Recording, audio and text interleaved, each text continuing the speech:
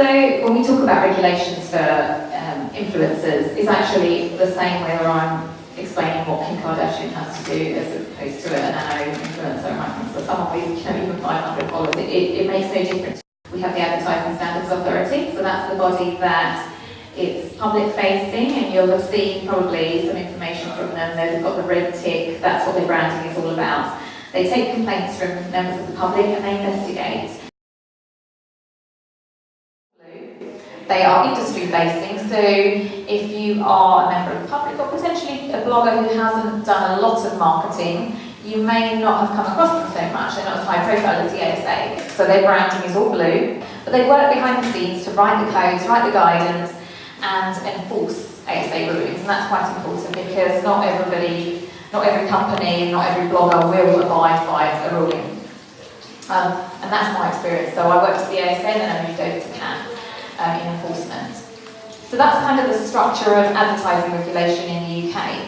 But just to make things really complicated here in the UK, we also have another body, the CMA, and influencers of all sides need to be aware that actually there are some more regulations you need to know about. These are the consumer protection regulations.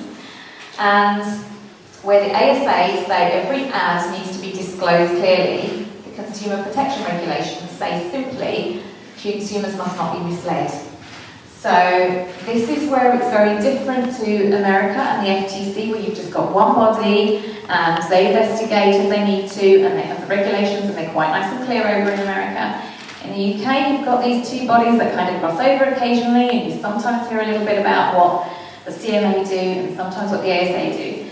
But as an influencer, what you need to know is that if you're creating an ad, that means an ad is defined as editorial control plus payment, and payment can be gift. Then you are creating an ad essentially, and you need to abide by the CAP code, so you must disclose. You also should be aware, under the consumer protection regulations, that even if there is no editorial control and you've accepted a gift, and that brand has not told you to do anything in particular, they haven't asked you to use a hashtag, they haven't asked you to use particular wording, but there is a kind of an understanding that if you're being sent this, you might feature it.